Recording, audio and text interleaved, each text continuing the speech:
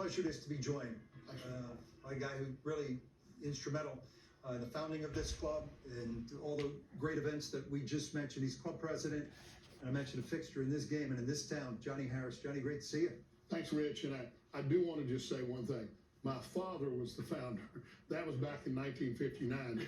Arnold came here to talk to 25 men who were talking about building a golf course where they could celebrate the game, celebrate friendship, and maybe attract the best players in the world here.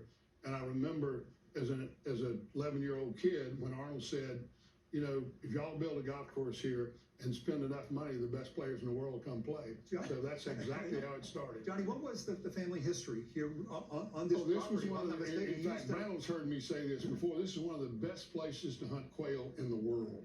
And in fact, all the low parts of this golf course used to be creeks, and we would come and hunt down the creek and then up the next draw and back down the next draw. And then late in the afternoon, we'd hunt over towards the other side where you got out, and we'd hunt up the hill, and it'd start, you know, the frost would get on the ground, you could step on the straw and feel it crunch below you. But it was very idyllic. I had the great good fortune to grow up in an unusual environment. You have been so massively influential in bringing big sporting events to Charlotte. 1994 NCAA men's final, 1996 NCAA women's final, PGA Tour, PGA Championship, now the President's Cup, many other events, by the way. Besides the economic impact, what are these events? What can they mean to a community? Well, I think you have to go back, and some other people have heard me say this, but when I was a young man, about 11 years old, Billy Graham came here for his first crusade in Charlotte, and my dad was the finance chairman. And so the last night they took me to the old Charlotte Coliseum out on Independence Boulevard. And it was the first time in 1957 or 58 that I'd ever been into a building that was totally integrated. And honestly, if you think back, I've been around a long time, and I've watched the changes in the South and in the Southeast and in the Carolinas, and I began to realize that public buildings and then sports, and my dad took me to all the sports, and we did everything together. And there used to be a Queen City Classic here between two of the black high schools on Thanksgiving Day, and we went to that because it was the best football and the best show you could ever see. And so learn from that maybe public buildings and public sports had a chance to bring the city together as we became more and more diversified. And that's really what happened.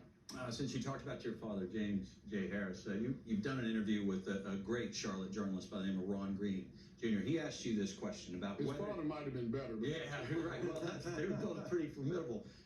About your dad's influence on you to dream big, and you related an anecdote, a wonderful anecdote, in that interview about barking dogs. Can you give us that message? Because I think it's so important today, in particular with the impact of social media. Well, it's interesting you'd say that.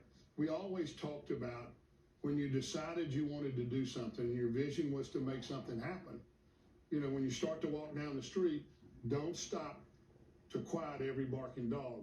You need to get to the end of the road and accomplish while you're going down the road. And that's what we thought about all the time. And besides my dad, the second most important person in my life was Arnold Palmer.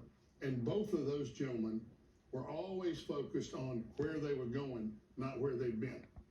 You know, Johnny, when I came out here today and saw this setup, my jaw absolutely hit the ground. And my question for you is, having been around all these big events, when you dreamt of having a President's Cup, did you have any concept that there was going to be a build-out like this, like we're seeing?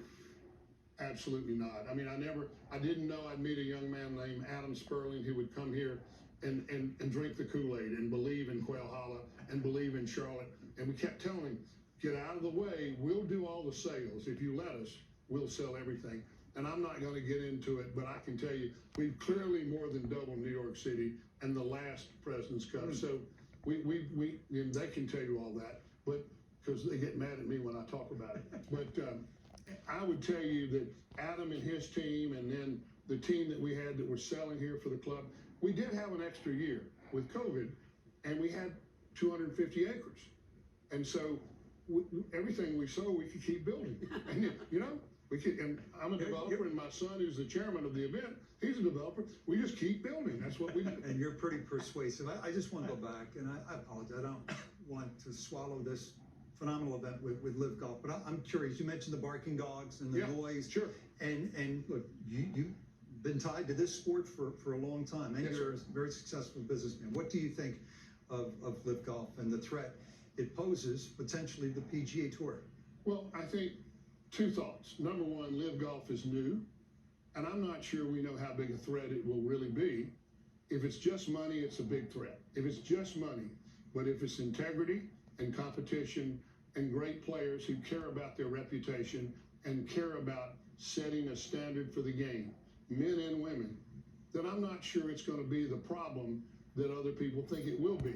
And the other thing is, I get asked all the time, how did it affect this year's President's Cup? Are you disappointed? And I said, well, maybe we lost one or two players on the U.S. team, and we still have what, as Trevor Immelman said, and he should, this may be the best 12-man team ever assembled.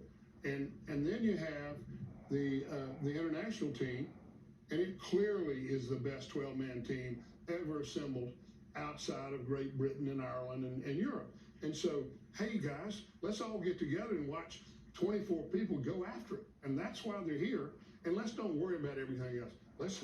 Let's celebrate the game and the competition, and never forget the integrity that people like Arnold and Jack and Bobby Jones and even, you know, I just, because we lost him, Tommy Weiskopf, what they meant to the game. And, you know, I just came back from Kohler, Wisconsin on Saturday, and I will tell you, there are people in this game that have nothing to do with money. They have everything to do with the game, and that's what this is all about. Great caretakers of the game. I mean, talking about Herb Kohler, Sure. talking about Arnold Palmer, and since you've brought up Arnold Palmer and said that he was instrumental in your life, and I know after your father passed away in 1985, Arnold became the central figure in your life. Yes, sir. I know he's impacted everybody here, had a lot to do with Golf Channel making its way, but I'm curious about the life lessons, one life lesson perhaps, that you could share with us, learn from Arnold Palmer. Was it maybe here in 2011 when y'all were standing out there talking about success after he just played in the Pro-Am? You know, it's terrible when Brandel is prepared. It really makes it great when he's actually prepared. But honestly, Brandel, I think there are two things. Number one, he always had a tendency with those great big hands to reach over and put them behind your neck, and hold you back here, and look you right in the face. And you knew then you better listen or he's going to wring your neck. And so you did. And so the last time he was here at Quail Hollow, and he was the man that told him to build this golf course, he grabbed me out in the parking lot and he said, you know your mom and dad are proud, but you need to remember something. Greatness is always under construction, and you keep making this place great every day that you live. Well, guess what? We have a great club, and we have great membership who love the club and who love the game and love the principles of the game and the integrity of the game. So, you know, I'm not sure anybody, including me, ever understood we would have anything as large as this. But I tell you what, we're really excited about it. So are Johnny, we. good. We are too, Johnny, real quickly on Arnold, and Yeah. you know, always under construction. After he won the Open in 1961, he came back to his home course, Latrobe, a hero. Had a big party for him in the clubhouse, and his pop, you know, what a work ethic, DCAT, right? His pop came up to him after a few drinks, some celebration. He said, "Son, congratulations. Now the front nine needs to be mowed." Yeah. And Arnold hopped back on Well- the old Ford C tractor and got to work. And he told me once that was a reminder that never get too far away from, you know, who you really are. That's right. He never lets you get far away from who you are. No, Johnny, we wish you all the best. Jono, who is the chairman of the President's Cup, your son, also tournament chair of the Wells Fargo. You and everybody at the club, we thank you for inviting us in. I think it's going to be a great week. All the best to you, Well, Johnny. thank you very much. All right. Johnny Harris, Thank you, guys. and beloved